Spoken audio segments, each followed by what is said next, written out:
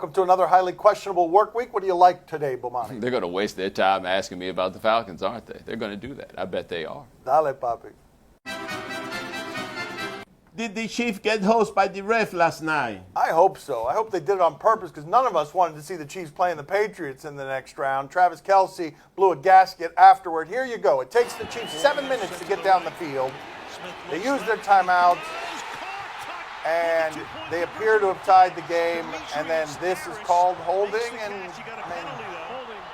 it's close. Usually you get the edge on somebody. All I care about, though, is that the Chiefs played Chiefs football, and you can't play that football and expect to go to the deepest rounds of the playoffs. It took them 7 minutes, and it might as well have been a month to get down the field to even get close to tying the game. Here's the thing, though. There is no question as to whether or not that was holding. That was holding. The question is, do you call holding on that play, given that James Harrison was probably not going to get to Alex Smith anyway? Now, if you're the ref, you can't just assume, oh, he's too deep to get there. But they kind of do that all the time. I'd understand it if you're a Chiefs fan, but you can't argue that that wasn't holding. I do like Travis Kelce, though, because he argues a whole lot more. You fight all year, you fight all game. For it to end like that, with the ref literally taking it out of our hands, that hurts. And when refs want to take over the game and make it their own platform, there's nothing you can do about it. It's ignorance. The ref number 51 shouldn't even be able to wear a zebra jersey ever again. He shouldn't even be able to work a Foot Locker.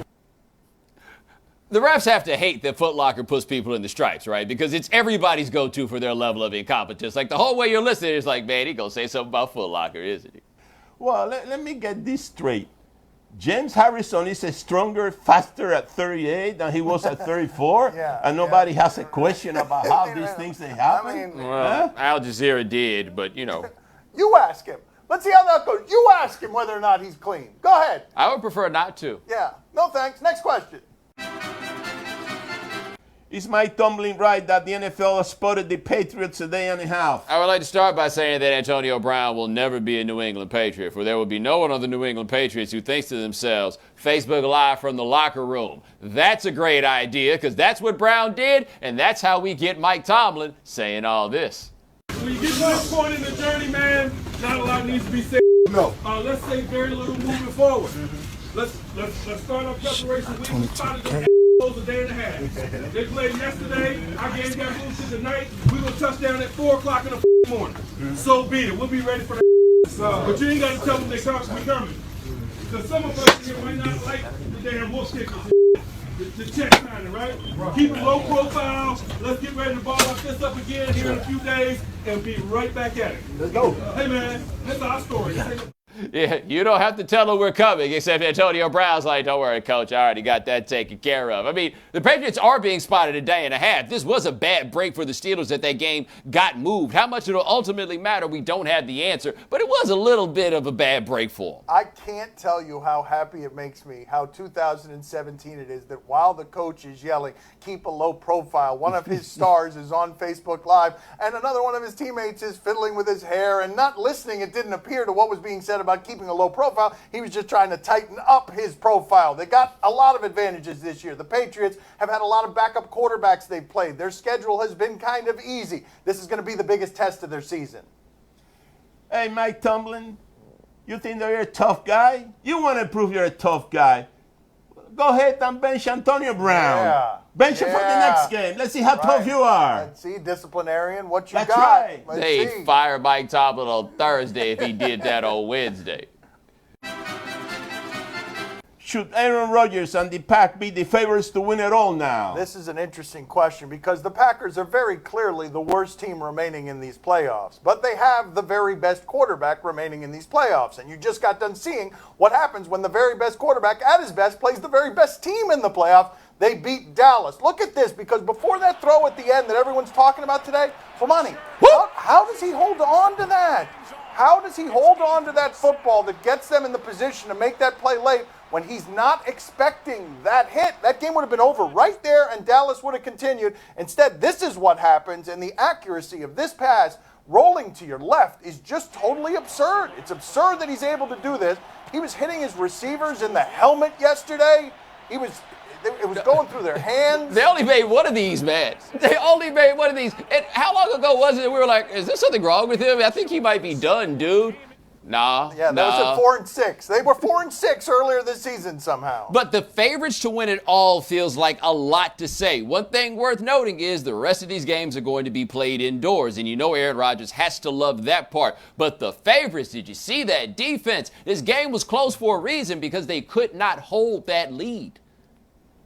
Can you believe that? Nobody gives credit to the guy who caught that pass. Cook.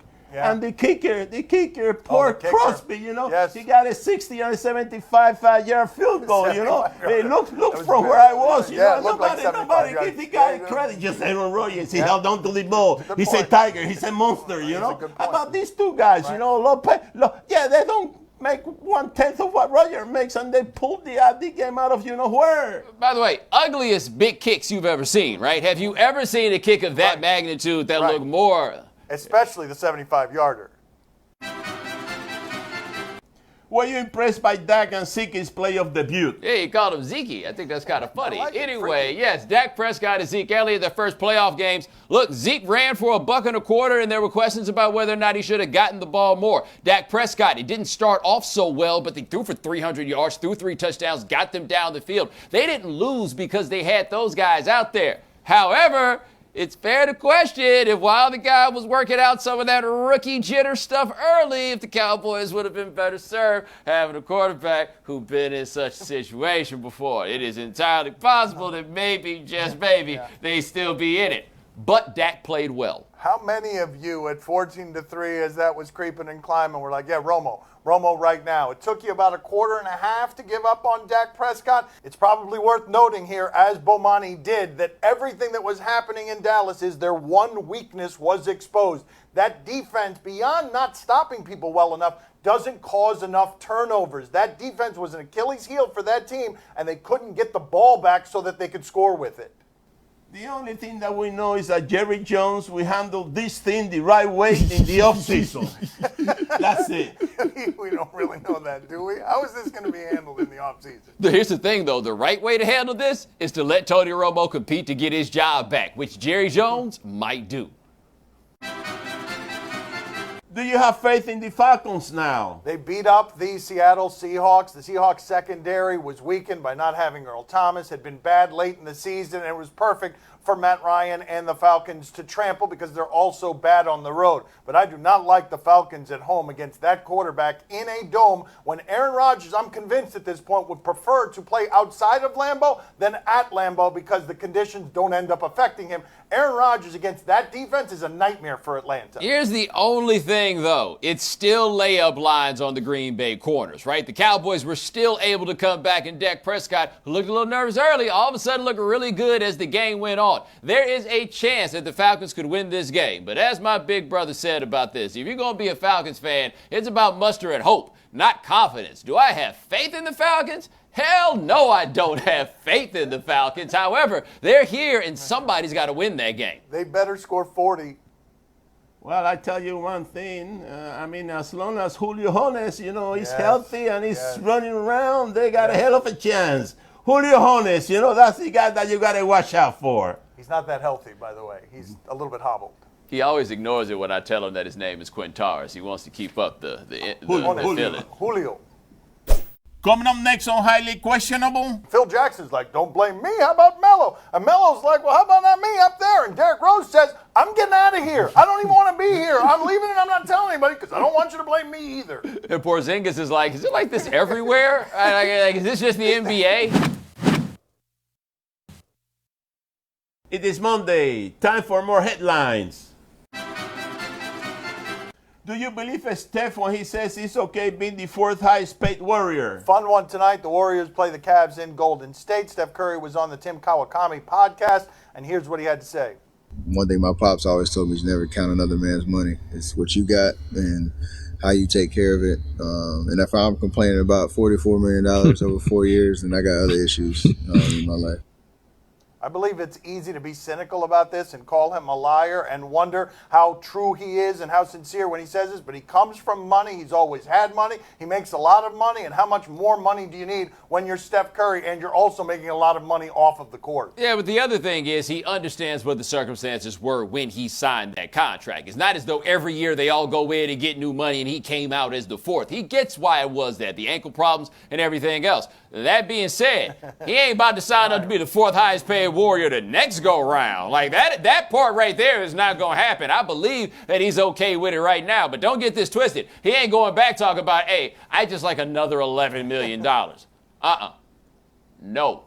Well, you know, Steph, I mean, he's a much better player than LeBron, and LeBron will never play for $11 million a year. Who won 40, 50, 60, 70 million dollars a year? He wants to be known as the highest player in all the sports, you know? I don't think about this, though. How many things is LeBron not willing to do for $11 million? Like, you can't think of anything you wouldn't do for $11 million. He has to pick and choose. Right. And my father figured out how to turn a Steph Curry question into hating on LeBron. Exactly. Yeah, man. That's what I do. It's a magician. At this stage, should the Knicks ditch Carmelo Anthony or Phil Jackson? I mean, is the answer yes? Because the answer might be yes, because none of this is working for anybody in New York right now. But Phil's got a buddy named Charlie Rosen. He writes about basketball. Typically, when Charlie Rosen writes something, people take it as coming from Phil. Charlie Rosen wrote that Melo has outlived his usefulness in New York. And now Melo's got to answer for it like he's always got to answer for it when he finds out Phil says something about him. There was a story in the media from someone who happens to be very close with Phil Jackson. He's been in the locker room. He was very, very critical of you. Now, those are not Phil's words, but it is a guy that's close to him. When he's that critical of you, does it make you wonder maybe where that's coming from? What was he critical about? Your legs are shot. Your time in New York is probably should be over. Something along those lines. I mean, if that's the case, and you know, if that's what's coming from that side, then I guess it's a conversation that we should have. I mean, if they feel that my time in New York is just over, then I guess that's a conversation we should have. Just to be clear, that's not him. That's the writer writing that. Listen, if that's what they feel, if that's what's coming from that side, then that's what's coming from that side. It's not something that I haven't thought once about that, to be honest with you. You know, so I hear it. I hear all the rhetoric that's going on out there. And, you know, I still come to work every day and play and bust my and try not to worry about it. Here's the thing for the Knicks, though. Melo is still more valuable for them than he is for anybody else. There's nobody else that just needs Carmelo Anthony to put them over the top. But, man, this has got to be exhausting for everybody at this point. I feel like Carmelo handles it pretty well at every turn, very gently, and this is the situation that you have. The Knicks are bad, so we've got to blame somebody. And Phil Jackson's like, don't blame me, how about Melo? And Melo's like, well, how about not me up there? And Derrick Rose says, I'm getting out of here. I don't even want to be here. I'm leaving and I'm not telling anybody because I don't want you to blame me either. And Porzingis is like, is it like this everywhere? Like, is this just the NBA? Did you hear about the big news? What's that? Phil, he actually showed for the Knicks game. No, you know. That's right. no, He was there in the stands, buddy. no. He surprised everybody. Everybody was like this. His first Did you game. check in? His first game watching. Wow. Up early in the morning, trapping, trap. You can get them how you're asking. Ask how many chickens. You can get them whichever way. Trap turns Saxby's. I beat the pad with a passion. Beat it up. 100 acres on a mansion. I dab in the latest fashion. Eat it up. Need to call casting. Yeah. Highly questionable. This broadcast from the Clevelander Hotel on beautiful South Beach, Miami. Time to play the game that is wondering why he has to work today. Do you question? You give us topics and events, and we question. Such a fair question. Do you question if this is good coaching? What is good coaching? I am told we are headed to the end of the Indiana-Rutgers game. Indiana's up big late. Let's see what happens. Rebounded by McRoberts in Indiana. Is going Hey, another McRoberts. Maybe they won't. Freddie Hook's swing was going for the alley-oop. And Coach Tom Creamer. Oh, here he comes He's again. not mad at an official. Oh, for the He's love mad. of He wanted God. the ball pulled out, and it wasn't Hayes. I mean, he didn't want them to showboat is what he didn't want, right? He's not complaining because they missed that. Right. He's complaining because he didn't want it run up. Right, he's on not him. questioning the execution. Like, that was not a teaching moment in that way. I would prefer it, though, if number 11 would have turned around just so I could have some verification that wasn't Yogi Ferrell. Like, as I saw that play happen, I was like, wow, it's 10-year Big Ten veteran Yogi Ferrell. And then it dawned on me that maybe, just maybe, he doesn't go to school there anymore. We didn't answer this question at all, by the way. We just wanted to show you Crean screaming. Do you question who should get the credit for this assist? All right, we're going to Bulls Grizzlies. Are they letting Rondo play? Because I figure Rondo thinks he should get credit for the assist no matter what happened. I don't even know if he's on the floor. It might be the Grizzlies who scored, and Rondo thinks he should get the assist. Oh, yeah.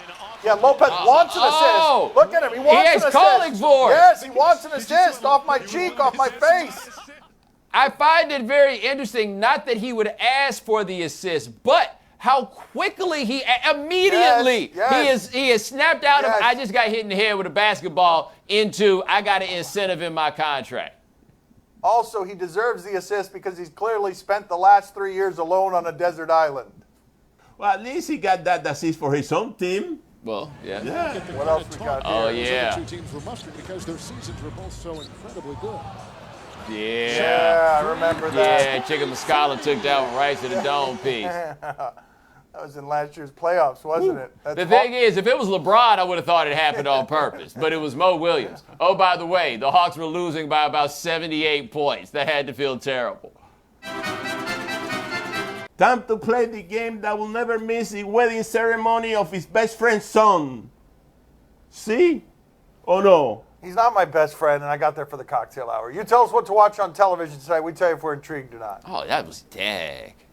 How could you do that? The Uber. How could you do the Uber that? took an hour and a half. It was supposed to take 40 minutes.